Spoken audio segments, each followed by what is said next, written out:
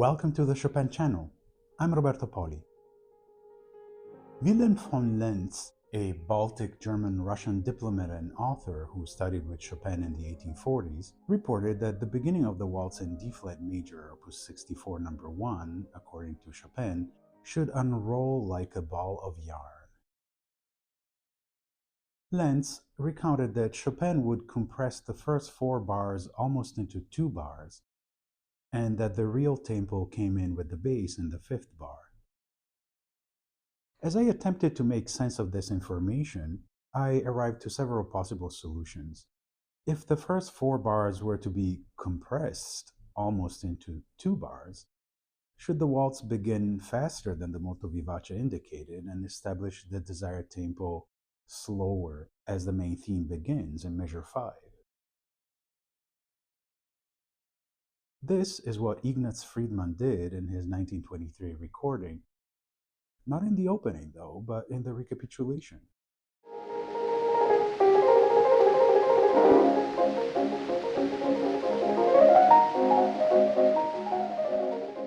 But this is not quite how a ball of yarn unrolls, is it? I assume the idea of unrolling like a ball of yarn suggests a gesture that gradually releases tension into motion rather than starting with full clarity or momentum. And so I guess the waltz should begin slower and progressively accelerate until the desired speed for the main theme in measure 5 is reached.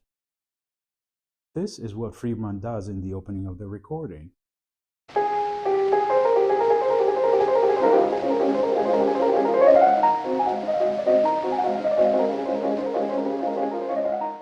And what I do too in my own recording from 2011, although I begin considerably slower than Friedman.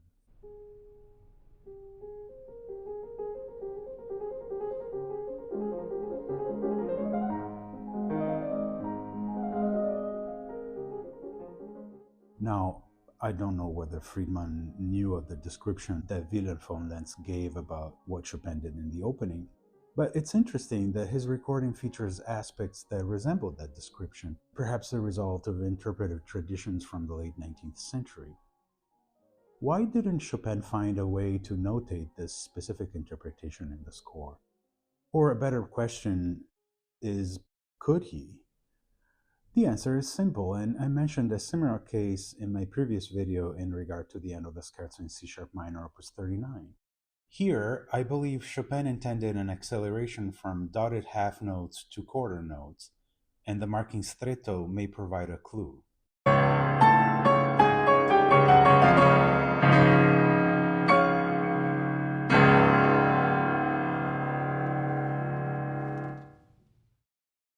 But Chopin did not have notational tools to specify this kind of detailed interpreted coordinate, because using increasingly smaller values, starting, for example, from a dotted half note followed by a value slightly smaller, the equivalent of a dotted half note minus a 16th note, then a half note plus an 8th note, then a half note plus a 16th note, then a half note, etc., would have translated into an unrealistic notation, a number of values that don't align with the beats within the 3/4 time signature to begin with, but also that would be difficult to read, interpret, and translate into a musical gesture. More importantly, perhaps, it would have violated the idea of a 4 or 8 measure structure because the octaves would have occupied more or less 6 measures. Chopin could have added a caption at the beginning of the waltz, such as begin slowly, progressively increasing the speed until the tempo is established in measure 5, either in the music or as a footnote.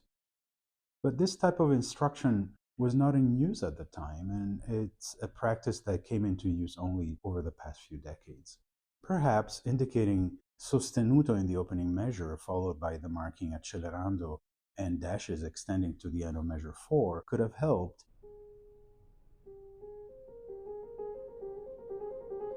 But I suspect that Chopin would have likely considered it inelegant. Ultimately, Chopin preferred placing trust in the performer's intuition, and trusted that they would arrive to that intuition on their own without instructions. And that's a lot to entrust the performer with. Unless, of course, Chopin entertained the possibility that this opening, or, by the way, any moment in his music where the text could not illustrate the idea adequately, could be approached in numerous ways, all legitimate, including, I guess, not doing anything with timing whatsoever. As I reflected on the account that Wilhelm von Lenz left in regard to the waltz in D flat major, applying a slower tempo to the opening and getting progressively faster, eventually settling in measure 5, seemed to be a reasonable solution. This unrolling like a ball of yarn idea became a small obsession of mine and stayed with me for a while. And at a point during that time, the first few measures of the ballade in G minor came to mind.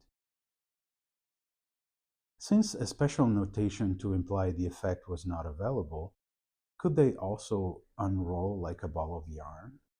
Had Chopin desired that the first note, the C half note tied to the eighth note, be followed by increasingly faster values, how would he notate it?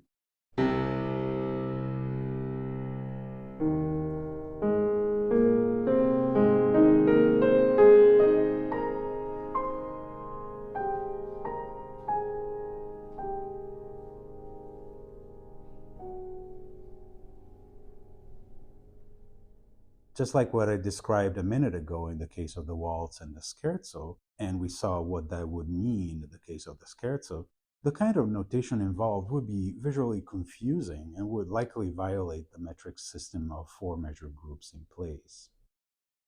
Since in the waltz Chopin used a quarter note and a string of eighth notes without adding further instructions, the half note and the following eighth notes in the ballade, I thought, could also intend a progressive increase in speed without expecting a literal execution of values, beginning at the speed of a half note and progressively accelerating as if improvised.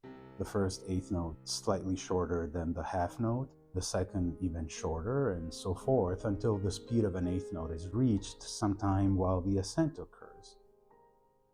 The speed of an eighth note would be reached sooner than the end of the arpeggio, though, and we will run out of measures, since 3 measures have been already used up, and we still have a few notes to finish the arpeggio, never mind the remaining notes, of course.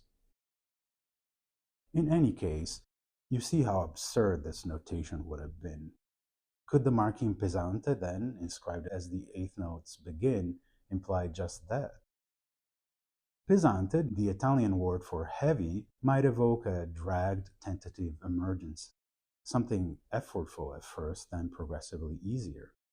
It's an attempt, it seems to me, to tell the performer that alongside the marking largo, another Italian word meaning broad, expansive, the first few eighth notes should have weight, which in turn would lengthen their value.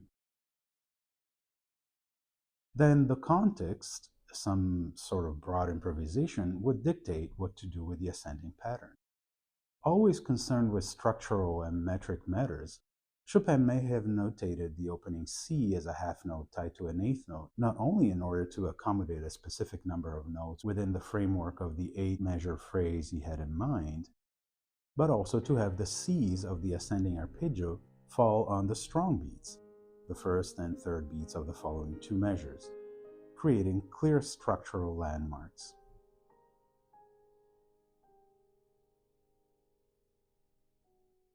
At the same time, as we saw, had he conceived the ascending pattern as a freely inflected gesture, it would have been impossible to notate its flexibility without resorting to cumbersome rhythmic figures. In the case of the ballade, the manuscript that survived presents a rather clean text with infrequent corrections, evidence that it was prepared at a late stage of composition. So we don't get to appreciate the work that must have gone into creating the layout of this opening. Generally, the completed manuscripts that Chopin sent to his publishers for engraving suggest that he committed contrapuntal or metrically complex passages to paper only after working them out extensively at the piano and probably even away from it, because these passages show virtually no corrections, while some of the simpler writing that frames these episodes, an accompanied melody, for example, or simple passage work, may show various degrees of corrections. And so the transition from an improvisatory gesture, particularly including metric complexity, to its written form was not immediate but the result of careful refinement. Ideas first explored freely at the keyboard were gradually stabilized, then translated into notation through standardized rhythmic values and symbols. This process sometimes may have involved adapting the musical idea to the constraints of notation, requiring Chopin to refine, reshape, and ultimately fix what had once been fluid.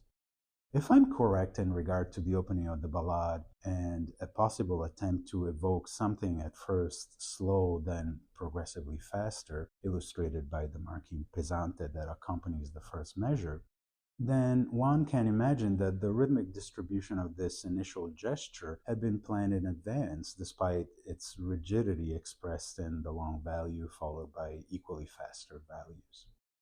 Another instance of the marking pesante is found at the beginning of the prelude in E flat minor, number 14 from the 24 Preludes, opus 28. Could it be that Chopin intended for the opening to start tentatively, then settle for a speed, whatever the allegro he marked might mean to the performer?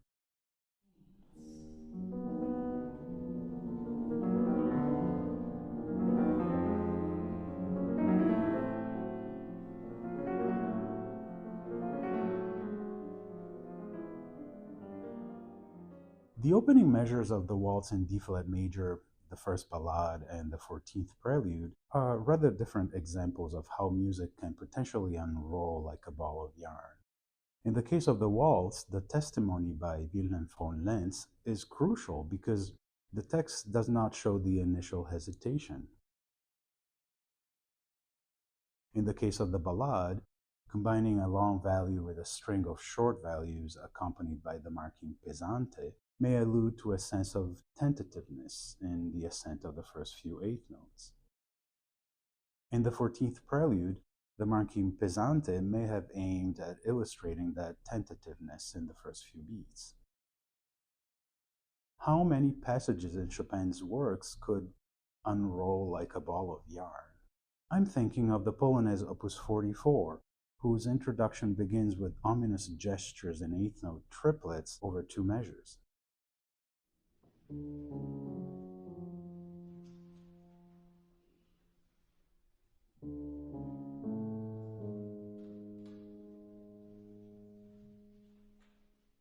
These triplets are heard again in the recapitulation, this time metrically expanded to quarter notes over four measures.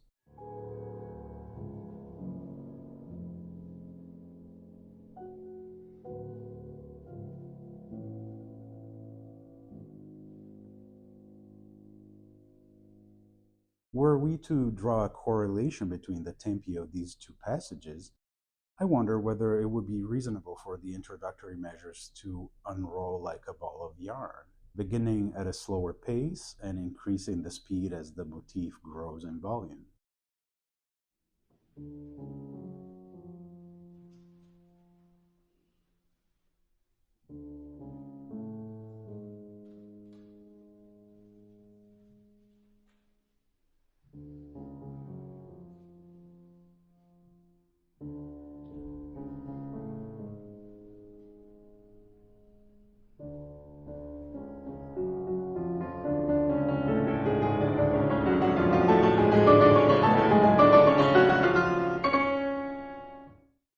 What other pieces work with the same hesitant feel in the opening, eventually establishing a defined speed later on?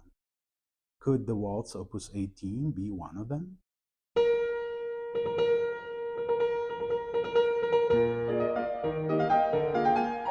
Or the Barcarolle?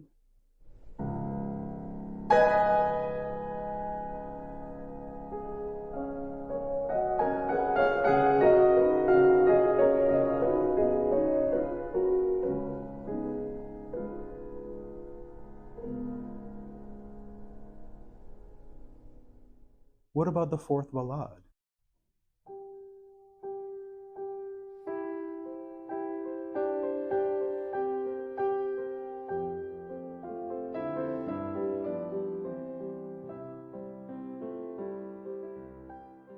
In one of my next videos, I'd like to illustrate other striking examples of metric complexity in which composers actually did use notation to represent written out accelerandos and ritardandos.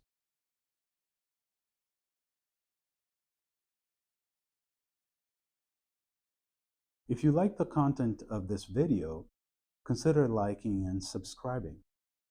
See you next time.